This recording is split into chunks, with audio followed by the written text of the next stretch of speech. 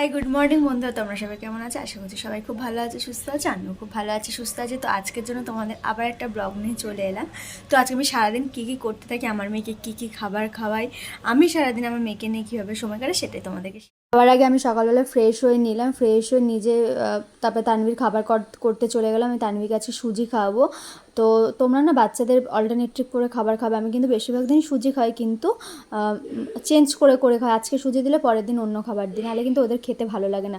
আর তোমরা চেষ্টা করো বাচ্চাদের খাবারে মিষ্টি আর নুন না দেওয়ার। যদি ওরা খেয়ে নেয় অবশ্যই খুব ভালো, আর যদি না খেতে চায় তোমরা মিষ্টির বদলে কিন্তু তালমিছরি ব্যবহার করতে হবে। তালমিছরি কিন্তু বাচ্চাদের জন্য খুব উপকার, বিশেষ করে সর্দি কাশির জন্য। তোমরা 12 মাস তালমিছরিটা খাওয়াতে পারো। আমি মিষ্টির বদলে কিন্তু তালমিছরি খাওয়াই, আর প্রয়োজন না পড়লে আমি দিই না। তো যাই হোক, ওকে খাইয়ে দেয়। আমি একটু জামা কাপড় ছাড়িয়ে নিলাম। আর বাচ্চাদের কিন্তু থেকে থেকে জামা কাপড় ছাড়াবে, নাহলে কিন্তু ওদের ঘামে শরীরে র্যাশ হতে পারে, ওরা তো বলতে পারে না। তো দাদার সাথে একটু ঘুরছে, আমি ততক্ষণে কাচাকুচিগুলো করে নিলাম। আজকে আমাদের কাজের দিদি আসেনি, শাশুড়ি ঘর মুছে দিল। তারপর আমি বাসি বিছনাটা তুলে নিলাম। তানভি ঘুরে এসে ঘুমিয়েও পড়েছে। তো তারপরে ছাদে জলটা আমি রোদে দিতে গেলাম, ও স্নানের জলটা। তো পুতুলগুলো আলমারিতে তুলে দিলাম, নাহলে ময়লা পড়বে। চা খেয়ে আবার বাদ বাকি কাজ করবো। প্রচণ্ড মাথা যন্ত্রণা করছে। আমি দুধ চা খাই না, কিন্তু আজকে একটু দুধ চা খেতে ইচ্ছা হচ্ছে, তাই শ্বশুর শাশুড়ি ভাগে আমিও ভাগ বসিয়ে দিলাম। তোমরা দেখতে চলো। আমার চা খাওয়া হয়ে গেছে, আপেল সিদ্ধটা বসিয়ে দিলাম। তানভিকে স্নান করানোর আগে আপেল সিদ্ধটা খাইয়ে দেবো, তারপরে স্নান করবো। তারপরে ওর বোতলগুলো আমি ধুয়ে নিলাম, আপেল সিদ্ধটা ছাঁকনি দিয়ে ছেঁকে নিলাম।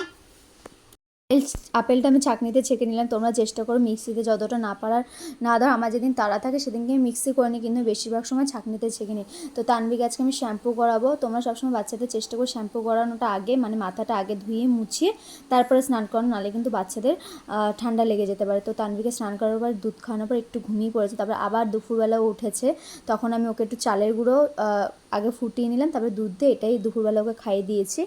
তো আপেল সেদ্ধ খাওয়ানোর পর একটু দুধ খেয়েও ঘুমিয়ে পড়েছিল, তাই ওকে একটু চালের গুঁড়োটা খাইয়ে দিলাম। পেটটা আমি সবসময় ভরানোর চেষ্টা করবো। তারপরে দেখো ঘুমিয়েছি, আমি একটু তেঁতুল খেয়ে নিলাম, মিষ্টি তেঁতুল। তারপরে তানভি আবার উঠে গেছে সন্ধেবেলা।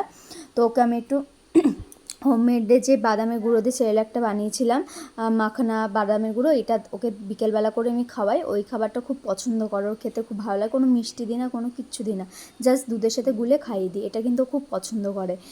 তোমরা এই খাবারটা খাওয়াতে পারো, খুবই উপকার। আমার ভিডিও পোস্ট করা আছে, তোমরা চাইলে দেখে নিতে পারো আমি কীভাবে বানিয়েছি। খুবই উপকার বাচ্চাদের জন্য।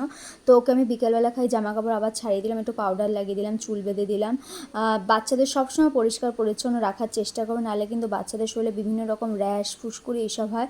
ওরা এতে কষ্ট পায়, ওরা তো বলতে পারে না। আমি সবসময় চেষ্টা করি তানভীরকে বারবার জামা চেঞ্জ করি, তার শীত হোক গরম হোক, আমি সবসময় জামা চেঞ্জ করে, একটু মনে হলো ময়লা হয়েছে বা ঘাম হয়েছে আমি চেঞ্জ করে দিই।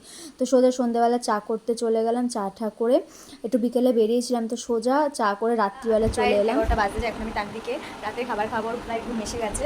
তো আজকে রাত্রিবেলা আমি কোনো ফোটানো খাবার খাবো না, আমি হোমমেড যে সেরেলাক। তো রাত্রিবেলা চাল ডাল আর ঘরের যে চাল ডাল আছে সেটাই ফুটিয়ে ওকে দুধের সাথে খাইয়েছি। এটাই আমার আজকে